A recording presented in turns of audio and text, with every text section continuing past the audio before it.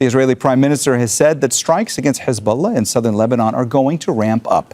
That's in spite of a U.S.-brokered ceasefire that's currently in place. Benjamin Netanyahu says his country is at war with Hezbollah.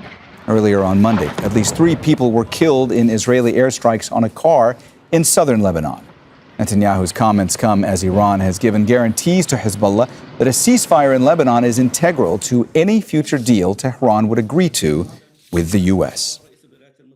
We're not taking our foot off the gas. On the contrary, I've said to step on the gas even harder. We'll take care of them. But what this requires of us now is to intensify the strikes, to increase the intensity. We will wipe them out completely.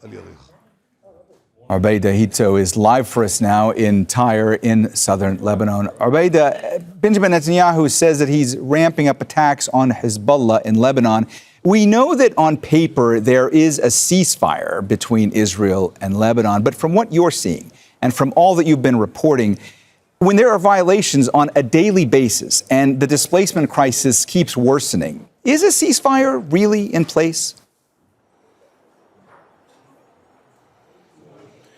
That's right, Mohammed. The ceasefire is basically just ink on paper. What we're seeing is an ongoing escalation. Day after day, more and more people are being killed. More and more people are being displaced from their homes. Just today in the city of Tyre, Israel issued evacuation orders for specific buildings. And the concerning part here is that these buildings are in some very densely populated areas around the city of Tyre, including some Palestinian refugee camps that have been here for decades. In one of them, the Rashidiyah refugee camp, there are at least 20,000 people living there. One specific building was targeted, but these evacuation orders cause panic and they instill fear in the population, in communities that just want this war to end.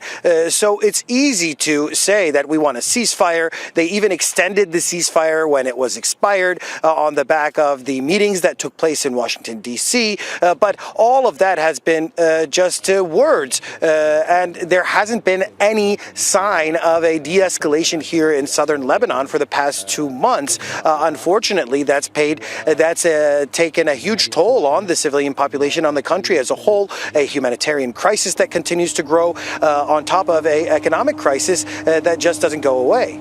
Arbeida, at this particular moment, where does this leave negotiations towards a more lasting peace? I think that this escalation is not going to change the direction of these negotiations. On Friday, the 29th, in just a few days, the first part of the second round of these negotiations are going to take place in the Pentagon. There's going to be military technical officials from both sides, Lebanon, the United States, and Israel, at the Pentagon, talking about some specifics regarding the way the situation is here on the ground. But that being said, when Netanyahu says he wants to wipe out Hezbollah, he's actually sticking to his original demand. He wants the Lebanese government to actually be part of this effort to disarm Hezbollah. But that puts the Lebanese government in a very difficult situation, because a significant part of the population here in Lebanon actually does support Hezbollah. They have a huge support base in many parts of the south and throughout the country. People don't want Israel to occupy their land here in Lebanon. And as long as Israel continues to carry out strikes targeting civilians, targeting paramedics and hospitals and civilians, I don't think they're going to get a lot of goodwill from the people here in Lebanon, which is going to make the Lebanese government's job much more difficult. All right. Arbeida Hito was live for us there in Tyre in southern Lebanon. Arbeida, thanks so much for your reporting.